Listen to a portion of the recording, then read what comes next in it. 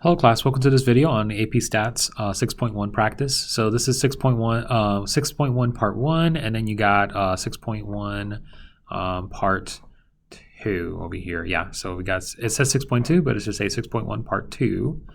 So let's go ahead and get started. So determine if each of the following describes a discrete random variable. Justify your answer. So you got the suit of a card randomly selected from a deck of playing cards. So in this case, when they're saying the suit, that means, you know, hearts, diamond, spades. In that case, those are categorical. So the suit is a categorical variable. So the answer is no. This is not a discrete random variable because it's a categorical variable. No.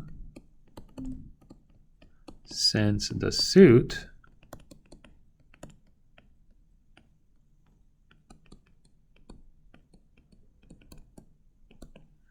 is a categorical variable. The number of tickets sold for a randomly selected basketball game. This is fine because it's the number of tickets, and when you're counting something, it's going to be 1, 2, 3, 4, or 0, right? So those are countable numbers. That's discrete. Discrete is something that's countable. Yes.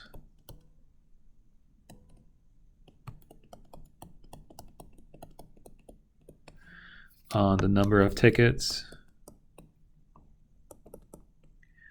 is countable. Okay, so basically if it's quantitative and it's discrete, then, you know, we're good, right? It's a discrete random variable. The amount of money won from a lottery ticket. So here the amount of money is countable. You can count the amount of money won in a lottery, and it's going to be something that's discrete, right? It's countable. So this will be yes. So for example, you can win $1 million, or you can win $2 million or something like that, but it's something that's countable. Yes, the amount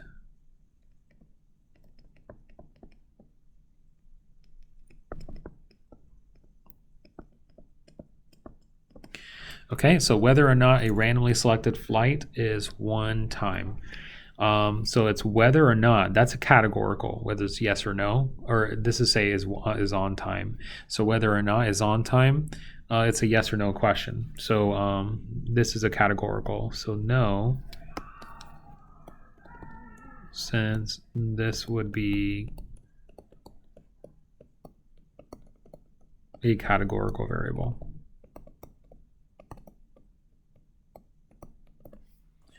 All right, so that takes care of number 1.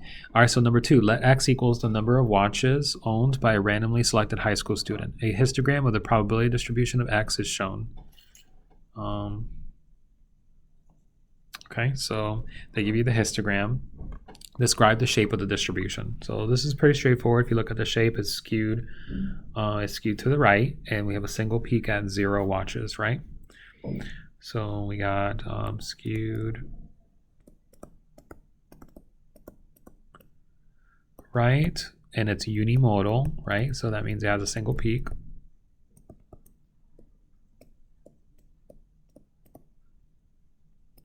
At 0 watches. What is the probability that the number of watches owned by a randomly selected student is 2 or fewer?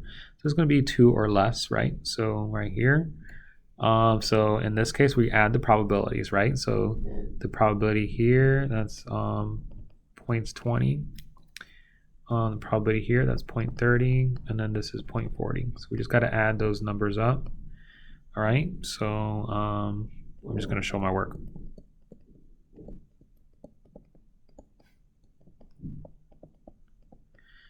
So I'm going to say that the probability that X is less than or equal to 2 is equal to 0.90 for my final answer. All right, find and interpret P of X equals 1. So P of X equals 1. Well, that's for 1 watch, but we just said that 1 watch is 0.30, right? So it's pretty straightforward. And then we want to interpret that. So that's just saying that, so there is a 30% chance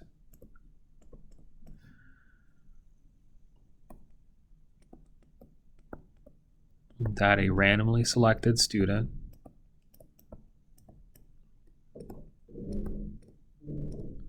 owns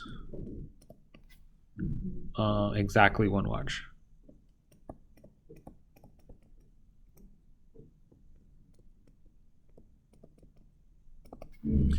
All right, that's really all there is to it for that one. So number 3, let R equals the number of times a family dines out for dinner in a randomly selected week. The possible values of R with corresponding probabilities are shown in the table. Is this a valid probability model? All right, and explain your answer. All right, so remember, for it to be a valid probability model, we have to see, okay, are the probabilities between 0 and 1? In this case, they are. The probabilities are between 0 and 1. Are the sum of the probabilities equal to 1? So is that true? Well, let's see. So let's add them up to see if that's the case. So the sum of the probabilities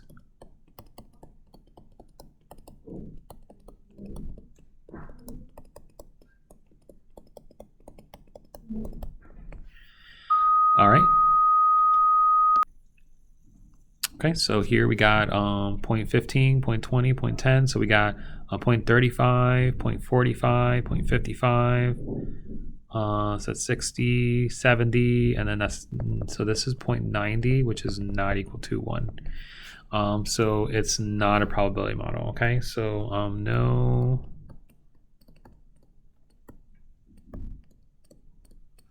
Since the probabilities do not add to 1. Okay, so number 4, a local radio station claims to have limited commercial breaks. Let C equals the number of commercials played during a randomly selected hour on this radio station. The probability distribution of C is shown on the table.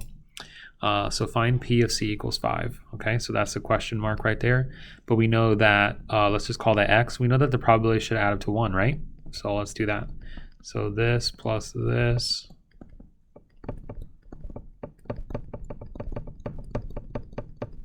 we should add to 1.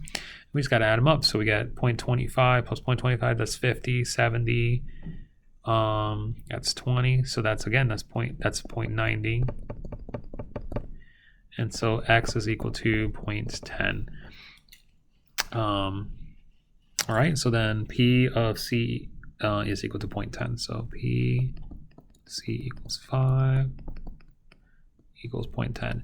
Part B, find and interpret the mean of C. Okay, so now we're going to do the mean. So now that we know that this is 0.10, we can go ahead and calculate the mean. So remember that the mean is equal to the sum of the values of C, the values of the random variable, times the probability of the values of the random variable. Okay, so basically we just got to take the values of C and multiply by the probabilities. So 0 times 0.05 plus 1 times 0.15, right? We just got to multiply those and add them together. All dot to dot, all the way to 5, and then times 0.10.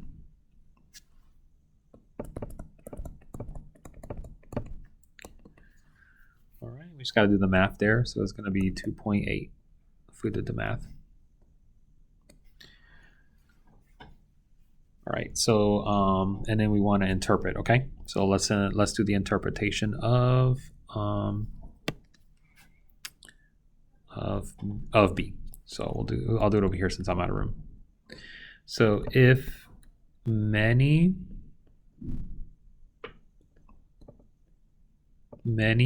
hours, let's see, is it hours or commercials? Let's see. Yeah, so it's randomly selected hour on the radio station, okay? So if many hours are randomly selected, I guess you can say, right? So many hours are randomly selected.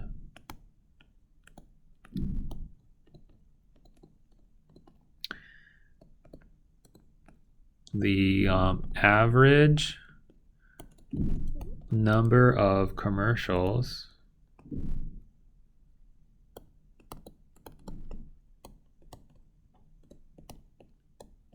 played will be about 2.8. Okay, all right, so now we're gonna find and interpret C. Okay, so we're gonna just kind of show our work there. Let's see, I'm gonna do it over here since I'm out of room. You might have to do this on a separate sheet of paper or something. But find and interpret the standard deviation of C. All right, so 0 times 0. So basically, okay, so let's write the formula. Standard deviation. The standard deviation of a random variable is the square root of the sum of the value of the random variable minus, this is capital C, and this is lowercase c, minus the mean, that's squared, times the probability of that random variable, okay? Of the value of that random variable. All right, so that's your formula. So we're gonna do the square root. And then we gotta subtract the value of c from by the mean. The mean we said was 2.8, remember? So we're gonna subtract, and then the value of c would be 0, and then 1, and then 2, all the way to 5. So 0 minus 2.8 squared times the probability of 0. Now the probability of 0 is 0.05.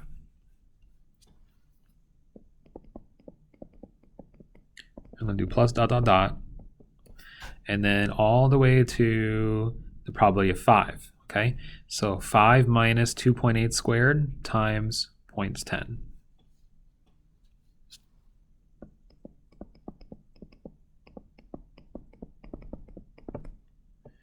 All right, and you do this math, do all the math, and if you do that on the calculator, you should get 1.36.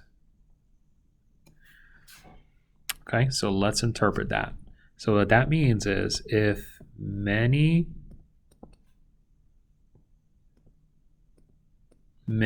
hours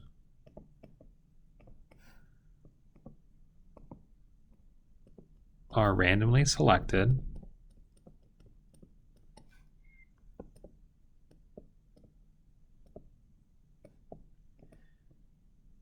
the number of commercials played will typically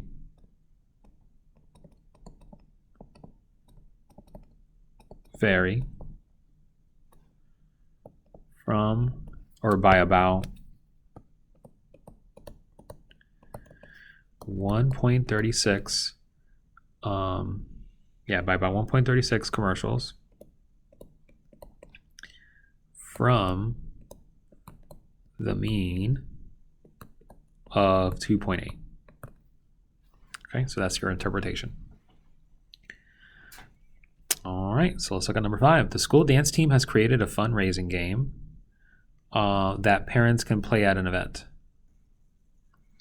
The team puts 100 slips of paper into a bag with $50 written on one slip, $30 written on one slip, and $20 written on another.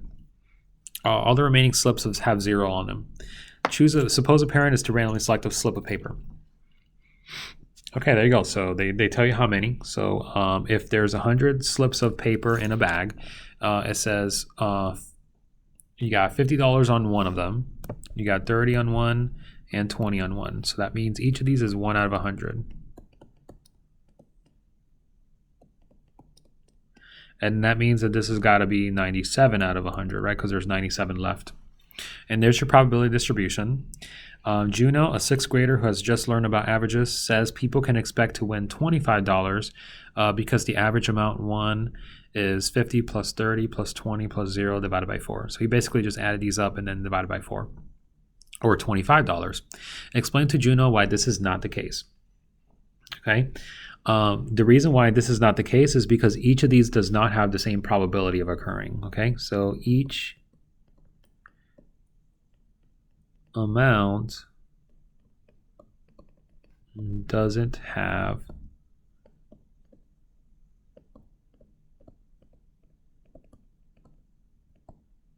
the same probability of occurring. Which means that when you do it, there's actually a lot of zeros, right? since there's a lot of $0 slips. Okay, and then do they want us to calculate it? Explain to Juno why this is not the case. What is the expected amount won? Okay, so let's calculate that.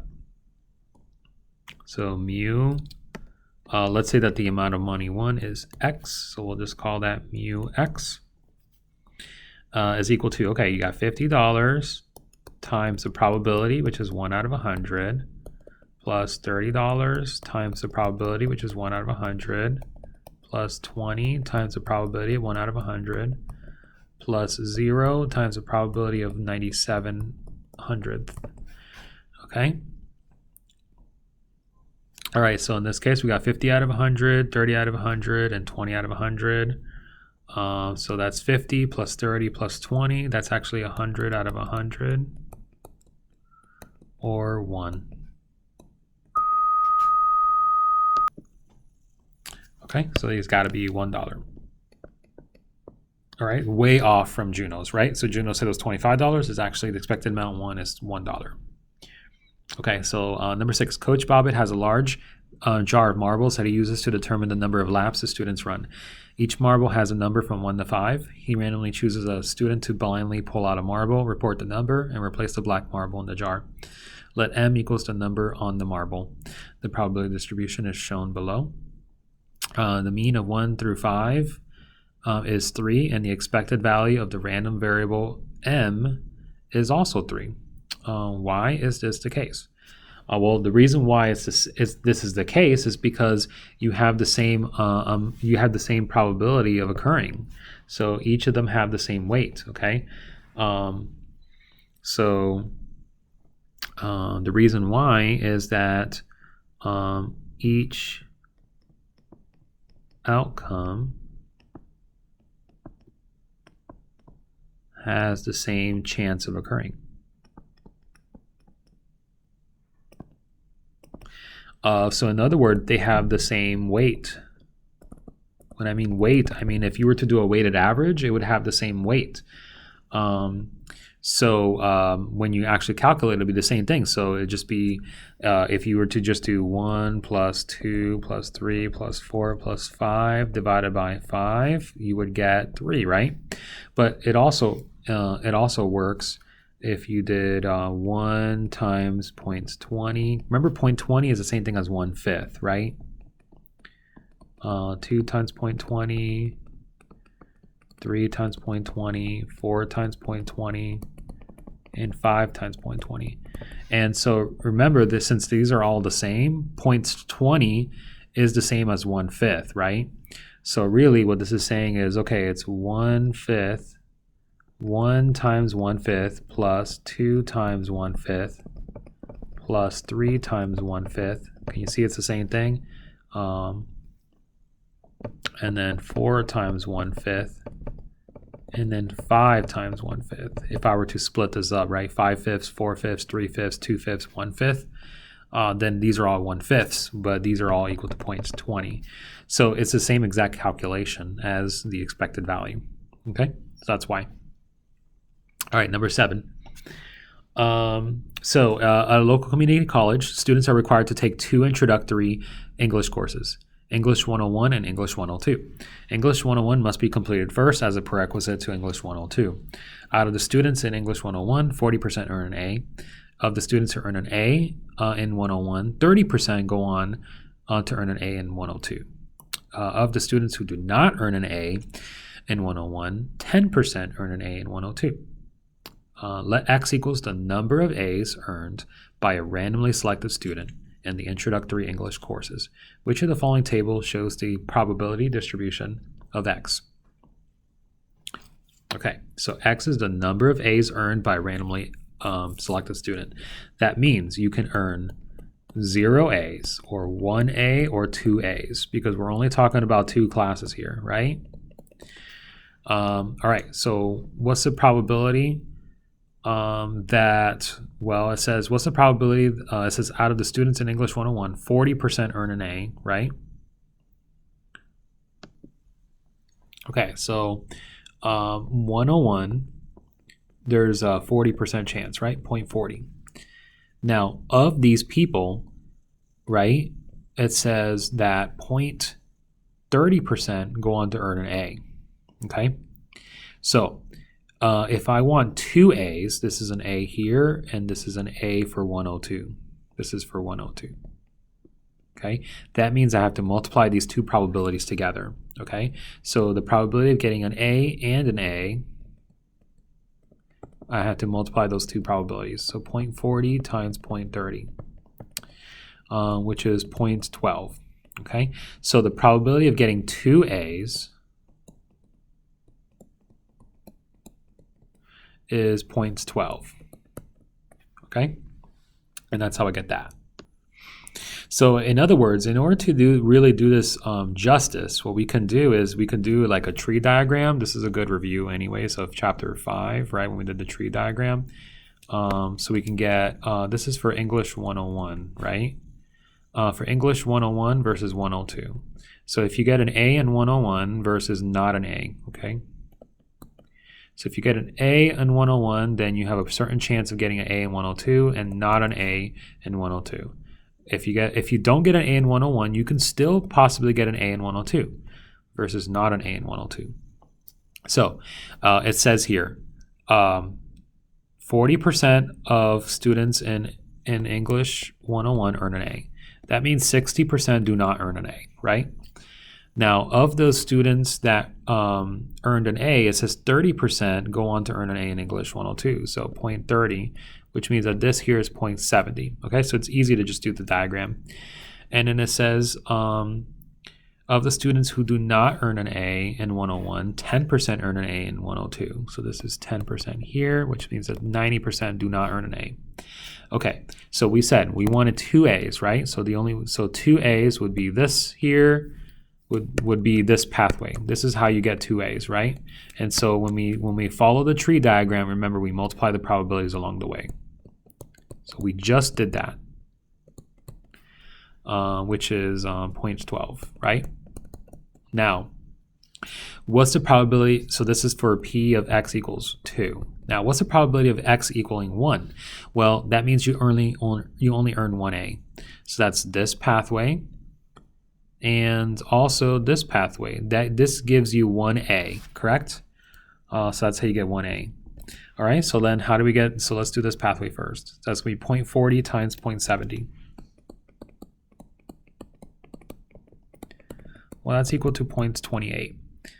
And then you got to do this pathway, so 0.60 times 0.10. So that's 0.06. Okay, now we got to add those together. We got to put those together, right? So P of x equaling 1A, it's just adding those together. Okay, and then this one here, this is for getting no A's, 0 A's, is 0.60 times 0.90. Which is should be 0.54. Yeah, it should be 0.54, something like that. Okay, so this is your probability distribution. Okay, so x equals 2, 0.12, x equals 1, 0.34, x equals 0, 0.54. There you go. That's how you do it. So what did we say that one was? Yeah, 0.34, and then this is 0.54. All right, so the answer has to be D. So this is a really good review question because it includes probability distributions, but it includes chapter 5 stuff. So a really good question. All right, number 8. For the 40 patients seen each day by a doctor's office, the table shows the distribution of time in minutes that it takes to complete the checkout process. So you got your probability distribution. After the checkout desk is moved during construction, the process increases by 2 minutes due to the additional walk from the exam room to the checkout desk. Let W equals the time in minutes that it takes a randomly selected patient to complete the checkout process. What is the expected value of W? All right, so W is basically the checkout time plus 2 minutes because it increases by 2, right? So we're just going to add 2 minutes to the checkout time. So that means the probability distribution looks like this: 1 plus 2. We're just going to add 2 to all these times, right? So we got 3 there, we got 5, we got 7, and we got 12. And this is going to be the number of patients.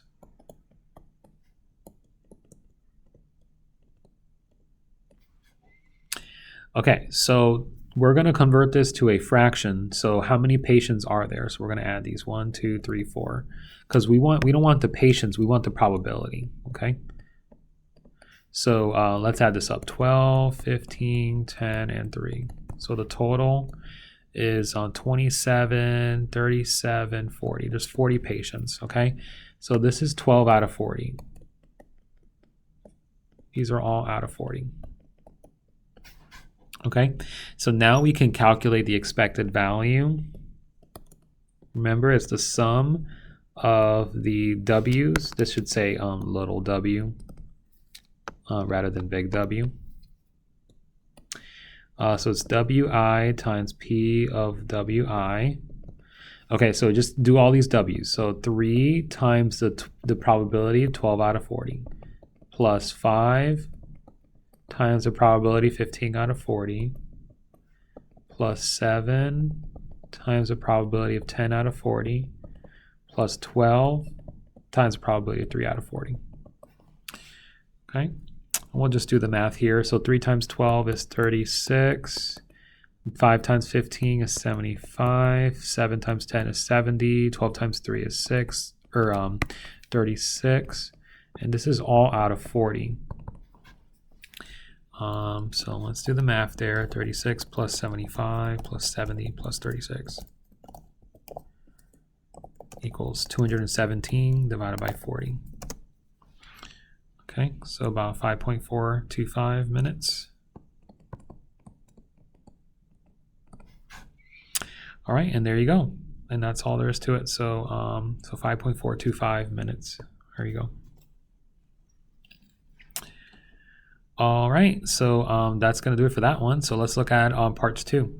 Determine whether each of the following describes a discrete random variable, continuous random variable, or neither. Again, this is just a review again. So the weight of a randomly selected monkey at a zoo. So here, notice that it says discrete random variable or continuous random variable or neither. So since you're doing something that's measurable, weight, that means it's a continuous random variable. Okay.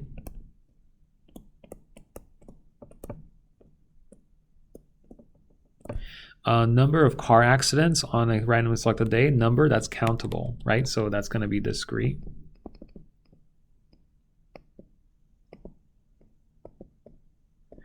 The chosen political party, this is going to be neither, because chosen political party is categorical. Republican, Democrat, Independent, whatever. So that's a categorical variable. So this is going to be neither. And then the most recent race time of a randomly selected runner, that's going to be continuous, because race time, that's measurable, that's time. All right, so this is going to be continuous. All right, so let's look at number 2. At the George Bush Intercontinental Airport in Houston, Texas, the Skyway Automated People Mover is an above-ground train that shuttles travelers from one terminal to another. It departs every 2 minutes from the Skyway stations. Let X equals the time spent waiting in seconds for the train to depart for a randomly selected passenger. X is a uniform random variable. Use the axis to create the graph of the probability distribution of X. So it's uniform, so it's the same throughout. And it says that, now it says it departs every 2 minutes, right? And it says that X is the time spent waiting in seconds, okay? So if it departs every 2 minutes, so 2 times 60, that's 120 seconds, right?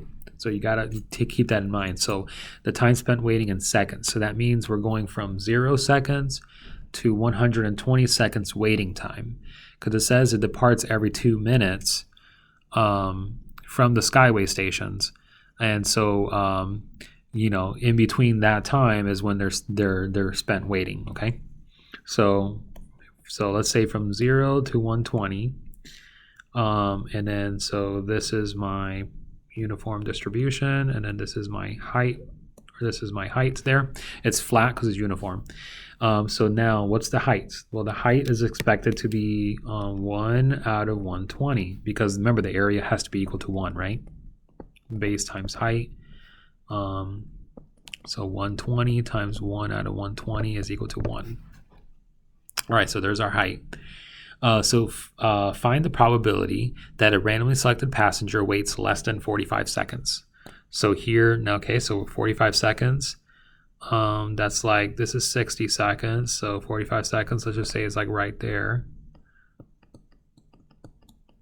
So let's say little x is 45. And then it says less than, so we're gonna do shade to the left of that. Okay, so then in that case, the probability that x is less than 45 seconds is equal to base times height. So the base is 45, the height is 1 out of 120. So 45 out of 120, that's 0.375 for part B. All right, so the probability that x is greater than 90, so greater than 90, so 90 would be here, is equal to 120 minus 90, that's 30. The base here would be 30, right? 90 from 120, and the height would be 1 out of 120, which is 1/4 or 0.25. All right, and then the probability that x is between 30 and 85.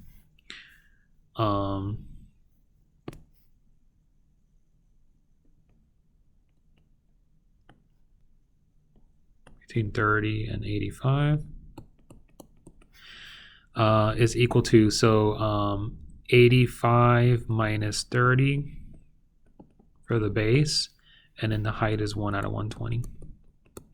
So it's equal to 55 times 1 out of 120. Let's do that. 55 divided by 120. So 0.458. Okay.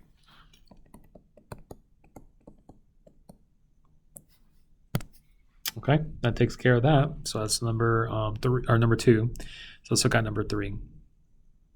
So number 3, sometimes machines used to fill soda cans can overfill or underfill. For one such machine, the distribution of the amount of soda filled into 12-ounce cans is approximately normal, with a mean of 12.05 ounces and a standard deviation of 0.02 ounces. Let S equals the amount of soda in ounces in a randomly selected 12-ounce can filled by this machine. Sketch the probability distribution of S. So it says it's approximately normal, so we're going to use a normal distribution. The mean is 12.05, the standard deviation is 0.02. Okay, so let's go ahead and draw this out. So this is going to be the S equals amount of soda in ounces. Remember the mean, so if we were to draw the normal distribution, it look like this. The mean is located in the middle, so 12.05.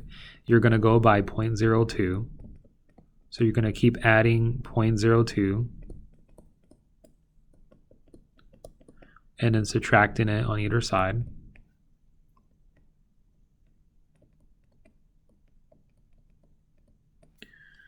Okay, and that's your sketch of the probability distribution of S. And then for part B, what is the probability of selecting a can that has been overfilled more than 12 ounces? So in this case, we have, so more than 12, right? So let's do that over here, part B. So the probability that X is greater than 12. That means on this graph, if this is 12, we want it to be greater than, right? So if that's the case, we want to convert this 12 to a z-score. So we're going to convert this to z. All right, so let's convert this. The average, it says, was 12.05. Okay, so mu is 12.05. So mu for S, and then sigma for S is 0.02. They told us that. And let's calculate the z-score. So z equals x minus mu divided by standard deviation. So we got 12 is my x value here, minus 12.05 divided by 0.02. So I'm going to calculate that, and we get negative 0.05 divided by 0.02 is negative 2.50. All right, so we want the probability that z is greater than negative 2.50. So we're going to use this, we're going to calculate this. We're going to use the table for this, the table of values for, the normal distribution in order to get the probability. Okay, so we're going to go ahead and use the table for this. All right, so now we want it to be greater than negative 2.50. So let's go to negative 2.50. Remember that the table gives you the area to the left. So if I want to get the area to the right side, I need to do 1 minus whatever value they get me in the table, okay? So again, if they ask for the area to the left, just look it up. If they ask for the area to the right, look it up, subtract it from 1. All right, so negative 2.50. So this is my value, but this is the value on the left side, right? And to find the area on the right side, just do 1 minus that. Okay, so 1 minus 0.0062.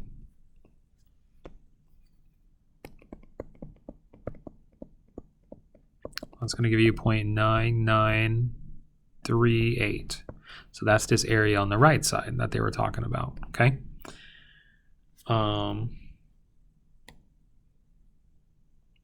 Okay, so there's your final answer, 0.9938 for part B. Now let's do part C. The probability that S is between 12 and 12.10.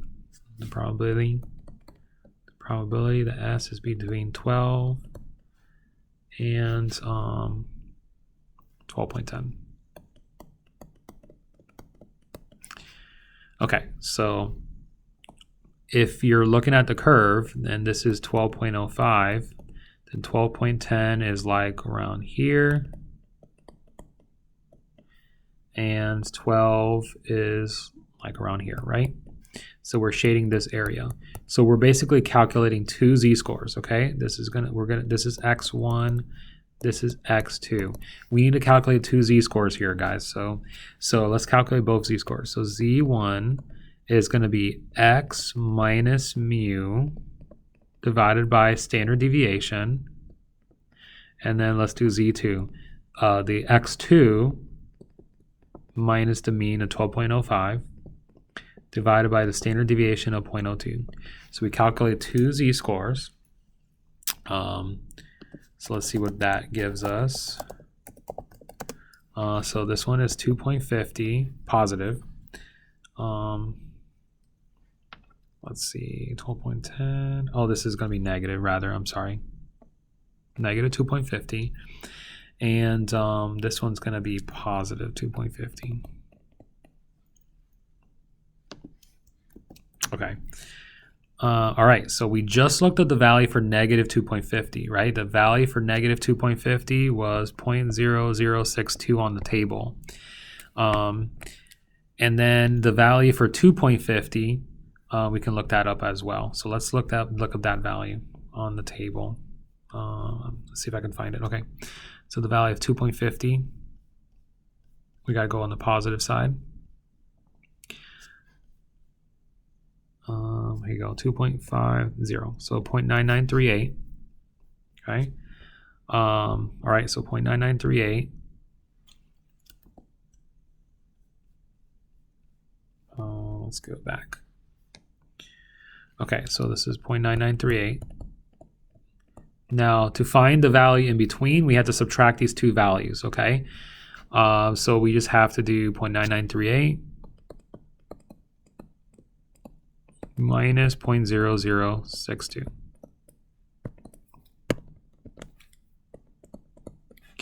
And there you go. So then if you calculate the answer, you should get 0.9876.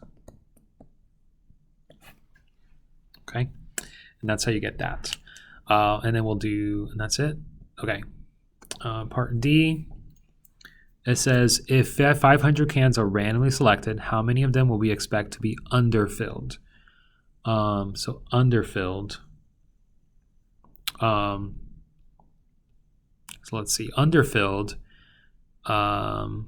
means that it's, let's see. Yeah, underfilled means, let's see, it says here, can overfill or underfill. For one such machine, okay, so they give you the distribution. All right, so, okay, so it says overfilled is more than 12 ounces. So that means underfilled is less than 12 ounces or equal to 12 ounces, okay? All right, so underfilled is less than 12 ounces. So let's calculate that. Actually, we just did that over here. So the z-score for 12 ounces is negative 2.50, right? We just calculated that. And the probability for that is 0.0062. Okay, good. So here, the probability that x is less than 12 is the same thing as the probability that z is less than negative 2.50, because we already did that calculation. And we get 0.0062 for the probability.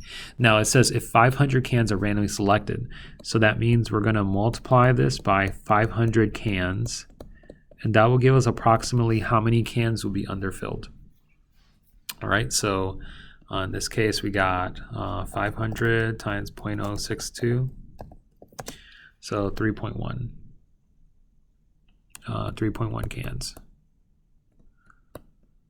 All right, there's your final answer. And I'm going to show you how to do this on the calculator, just so that you get a feel for how to do these probabilities on the calculator, okay? So for A, B, or for A and B is what I'm going to show you. Okay, here we go. So I'm going to go back to the original problem here. So it says for part B and C. I said A and B, I meant B and C. So what is the probability of selecting a can that's been overfilled? So more than 12 ounces, okay? So we want more than 12 ounces. And that's all we want, okay? So we're going to go to second vars, and then we're going to go to normal CDF, enter. And now what we're going to do is, because we want the area to the right side, the lower value is 12, right? So the lower limit is 12. The upper limit is infinity, because it's everything to the right of 12, right? 13, 14, 15, anything to the right of it, we're going to shade to the right. So you can choose a really big number here. So I'm going to do, I'm just going to do a big number, like let's say 1 million or something like that. All right, whatever big number you want. You can even do, you can even do 10 to the 9th power or something like that, something crazy. All right, and then the mean is 12.05, so we can do 12.05, and the standard deviation was 0.02 for the original problem. And then we can paste this and then see what we get. And we get 0.9937, which is 9938, close to that, which is exactly what we got, 0.9938. So a really good way to check your work and to show on a free response or something. Now here you want the probability that S is between 12 and 12.10, so we can do that as well. So let's do that. So let's go back to second vars, normal CDF. This time is between 12 and 12.10. All right, and it can calculate that for us as well. So it's 9876, that's what we got. And that's how you go about checking your work, all right? So hopefully that's useful to you. Okay, all right, so let's look at number 4. So an arcade game involves a player attempting to spin a wheel so that the pointer lands in the prize space when it comes to rest. There are, oops, let me go back to it, sorry about that.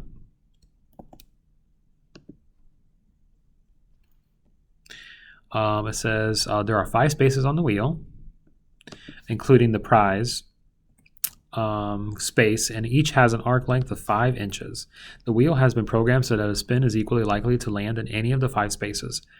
Let D equals the distance past the center of the prize space where the pointer stops after a spin. Negative values indicate that the pointer stopped before the prize space.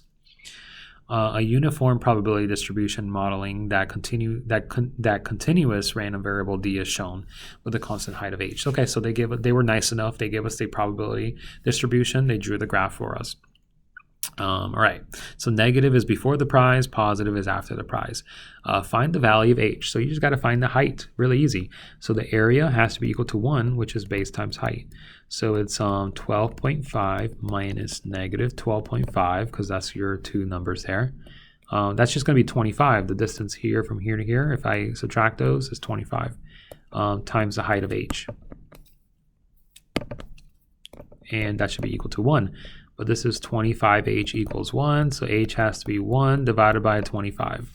So there's my value of h, okay? So 1 out of 25. Find the probability that d is greater than or equal to 5. We have this is 5, we want greater than or equal to that. So then the area, which is the same thing as the probability, right, is equal to 12.5 minus 5 times the height of 1 out of 25. Okay. So then in that case, 12.5 minus 5 is 7.5. Then we got 7.5 divided by 25. So let's do that, see what that is. So 0.3, it's exactly 0.3. So 0.30. All right, find and interpret this value. So find it and then interpret it. So it's from negative 2.5 to 2.5. Oops, 2.5.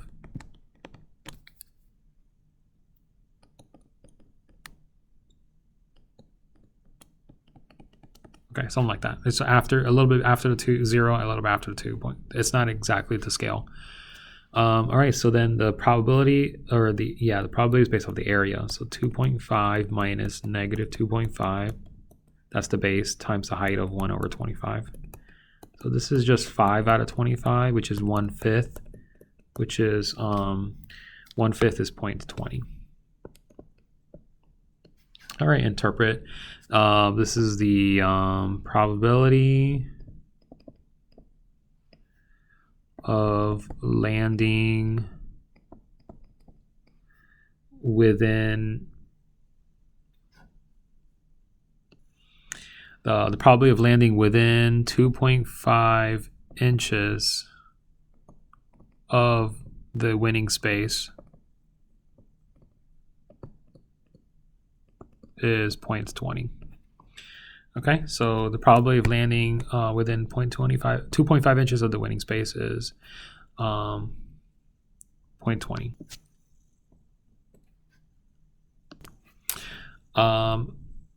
Landing within, so it's not actually landing within 2.5 inches, it's within 2.5 inches of the center. Okay, so let me go back to it. So it says here that the prize space has an arc length of 5 inches. So if this were the thing, the prize space, this is 5 inches. And so the variable d is from the center, right? So if this is the center, then they're saying that it's negative. Negative values indicate the pointer stopped before the prize space. So that means, okay, so negative 2.5 so that's negative 2.5 from here to there. And then this is positive 2.5 after. So if this is the spinner right here in red and it stopped here, then that's negative 2.5 before the middle, just before the prize space. And then if it's positive 2.5 from the center, that means it lands here, which is like just past the prize space or just on that border.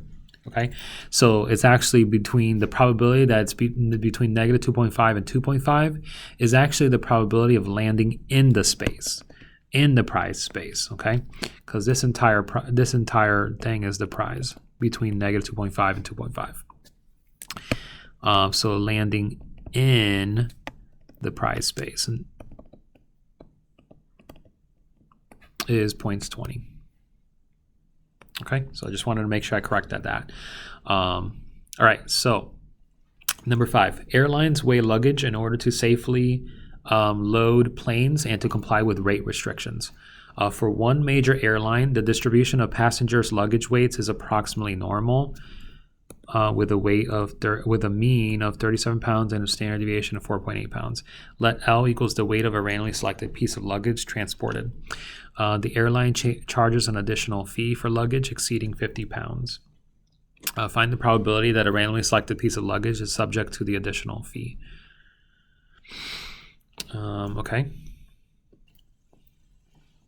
Okay, so all right, so if we were to so basically if this were a normal distribution, right, it says exceeding, so that means if 50 pounds is here, it's going to be greater than or equal to, right?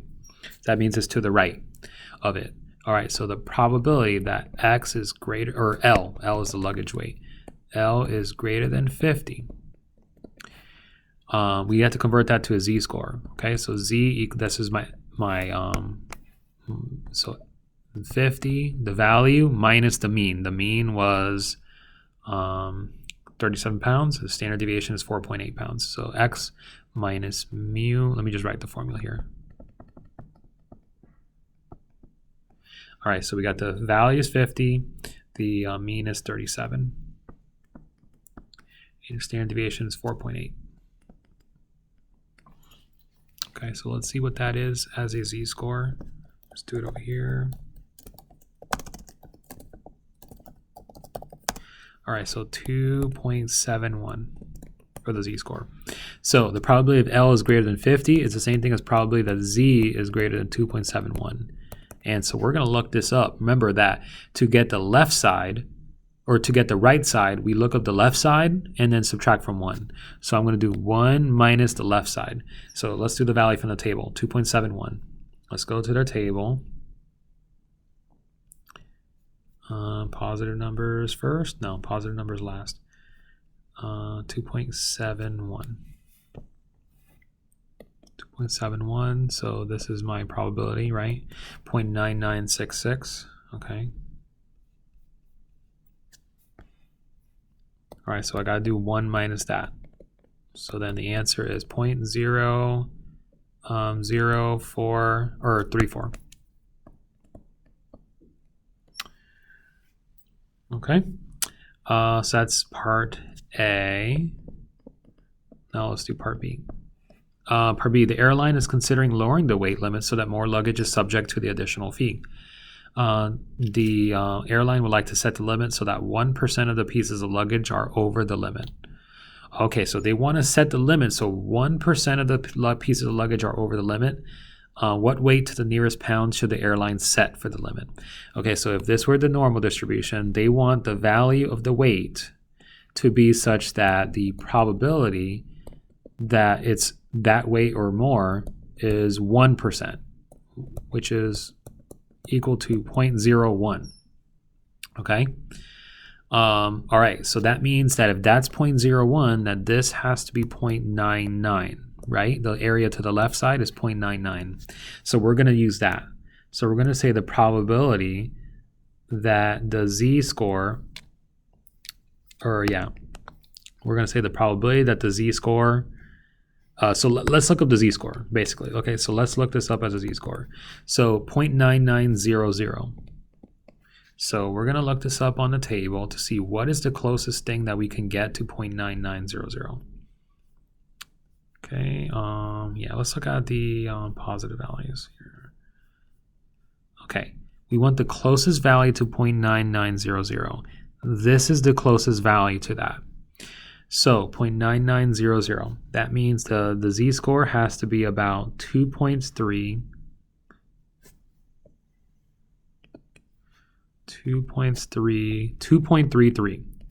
Okay, so that's got to be my z-score, 2.33. Okay, so let's go back to my problem and let's label this. The z-score has to be 2.33. Okay, so we know that the z-score formula is x minus mu divided by sigma. So we're going to solve for x. and then we're going to find out what the weight is, okay? So to solve for x, you're going to solve using a little bit of algebra. I wonder if this formula is on your formula sheet. I have to look at it.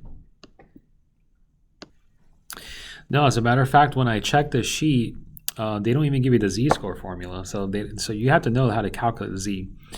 They don't give you the z-score formula for like the traditional z-score. But okay, so if you solve for x here, let's just show you how to solve for x. So multiply by sigma.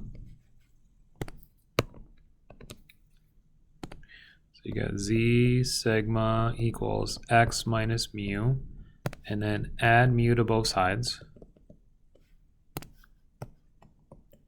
So we get x equals mu plus z sigma. So there's your formula. So x equals mu plus z sigma. So let's figure out what the weight's got to be. The weight is got to be, okay, what's the average weight? The average weight for this is 37 pounds. The standard deviation is 4.8. Plus the z-score that we just got times 4.8 pounds. Let's see what that is.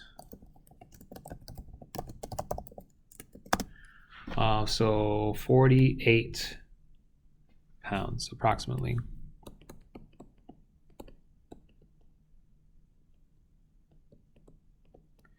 All right, so that's got to be what it is. Okay, so the weight to the nearest pound. Okay, so it's going to be approximately 48 pounds. So the weight is approximately 48 pounds to the nearest pound. Okay. All right, so let's look at number 6, and we got a few more to go. An automobile service shop called 20 Minute Oil offers fast oil changes. Let T equals the length of time it takes for a randomly selected vehicle to get an oil change at 20 Minute Oil.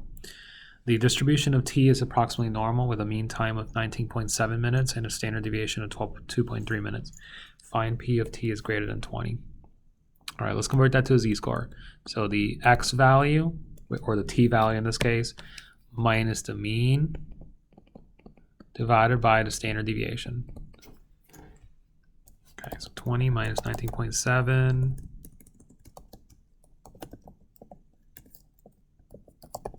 divided by 2.3. So you get 0.13 for the z-score. All right, so now we're gonna, we want it to be greater than, so we gotta do 1 minus, okay? And remember, if it's to the right, this is the area to the right, you gotta do 1 minus the table value. So let's look up the table value for 0.13 for the z-score. 0.13. Okay, 0.13 here, and let's get rid of that, and here. So 0.5517. Remember, that's the area to the left, so to get to the area to the right, you gotta subtract from 1. So 0.5517. So subtract that, and you get your answer. So 0.4483. So this is the probability a randomly selected vehicle takes greater than 20 minutes for an oil change. Okay, is yeah, so that's, so this is 0.4483. All right, do you think the 20-minute oil is an appropriate name for this oil shop? And explain. Well, I would say no, since according to this, the probability that a random vehicle takes greater than 20 minutes is 44%. That's not very good, right? So I would say no, since the probability of a random vehicle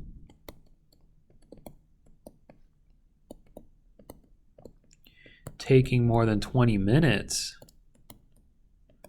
for oil change is 44 point is, yeah, so over 44%. Okay, 44% is a pretty substantial number. So I would say no, it shouldn't really be called a 20-minute oil change. All right, so for some value, t, P of t is less than or equal to t is equal to 0.05. Find and interpret the value of t. Okay, so they're saying that, okay, here's your normal distribution, and it says that the probability that the wait time is less than some value. So let's call this little t.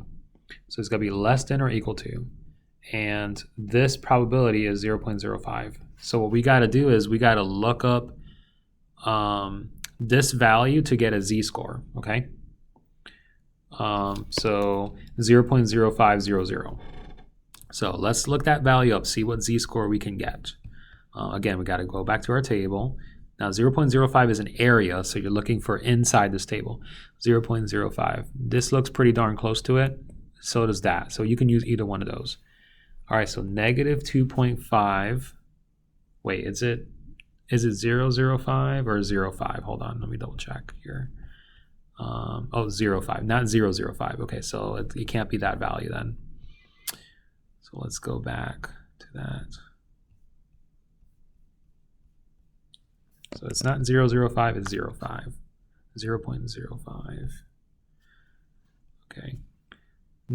Either one of these appears to be really the same. They appear to be the same distance away from 0.05. So you can pick whichever one you want. So I'm going to choose negative 1. I guess I'll choose this one here. Negative 0.165 or 164. Either one is fine. I'm going to choose negative 0.165. Okay. All right, so there is my z-score, so the z is negative 1.65. And so remember that formula that we did earlier? That one, so we're gonna use that. And instead, we're gonna use t instead of x, right? Because we're trying to look for the t. So t equals, what's the mean? The mean is 19.7, the standard deviation is 2.3.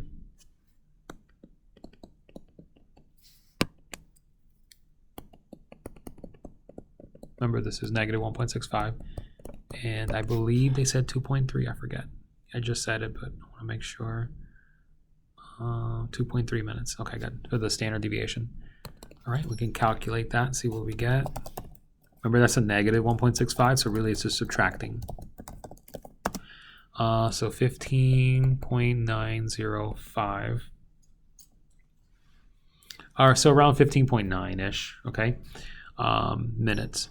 So this means that 5% of oil changes take 15.9 minutes or less. Okay, only 5% of oil changes take less than that. All right, so let's wrap this up here. Number 7. The distribution of a random variable is symmetric. Which of the following statements is guaranteed to be true? A, the variable is continuous random variable. So if it's symmetric, does that mean that it's continuous random variable? And the answer is no. Remember that just because it's symmetric has nothing to do whether it's a continuous random variable or not. If it's discrete, right? If it's discrete, you could still have a symmetric variable, and it will just look like that, right? Like a histogram that looks kind of like that. A continuous symmetric variable may look like that, right? Or, whatever, as long as it's symmetric. So it has nothing to do with that. So it's not A. The median is less than the mean. Well, if it's symmetric, the mean is actually equal to the median, right? The mean and the median are equal.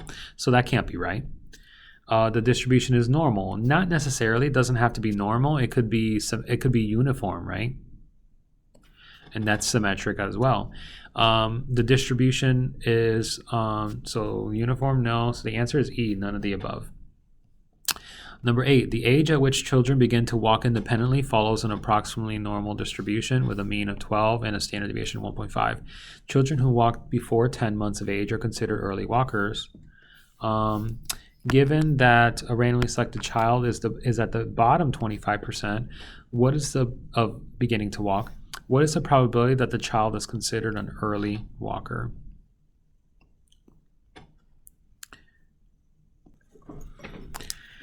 Okay, so this is an interesting question because it's asking a given probability. Okay, so probability that they're an early walker given that they're at the bottom 25%.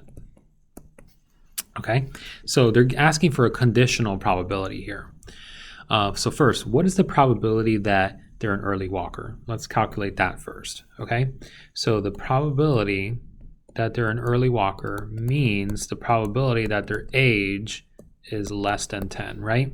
So we're going to convert that to a z-score. So the 10 minus the mean is 12 months of age, divided by a standard deviation of 1.5. So that's going to give you -2 divided by 1.5, which is -1.33. We're going to look that value up on the table. And again, I'm just going to do it on another screen just so I don't have to go back and forth in this monitor or in this screen. So -1.33, that's 0.0918. Okay, so this is the probability and it's less than 10, so that means that this is actually the probability that we're looking for early walkers. Okay, so let me just say that this is for this. All right, but we don't want the probability of an early walker. We want the probability of an early walker given that they're in the bottom 25%, right? So in other words, if we were to draw a graph, right, and this is the bottom 25%, right? And this is, let's say this is X, right? Where X is equal to 10 months of age, right? I don't want to, I don't want to shade the whole thing. Yeah, I guess I could shade the whole thing. So let me shade here. This is for the bottom 25%. And then this here is the probability that X is less than 10, which is the 0.0918. Okay, so remember, in a conditional probability, the given, it goes on the bottom. So that means 0.25 goes on the bottom. Okay, so let me write down the formula. The formula for a conditional probability is as follows. The probability of A given B is the probability of A and B divided by the probability of B. The given goes on the bottom. So in this case, the probability of an early walker given bottom 25% is the probability of an early walker and bottom 25% divided by the probability of the bottom 25%. Well, what's the probability of the bottom 25%? Well, it's 0.25, right? Because it's 25%. So we know that this is going to be 0.25. And then what's the probability of an early walker and bottom 25%? Well, as you can see, it's simply 0.0918 because it's the area to the left of 10 and inside the 25% region, which as you can see is this red region. So the area of that is 0.0918. And then we divide these two probabilities and we get our answer. So this is a really good question because it reviews a lot of the old stuff from chapter 5. And the answer is about roughly 0.36. So the answer is C. All right, guys, that's going to do it for the video. I hope you found this useful. And as usual, I'll see you in the next one.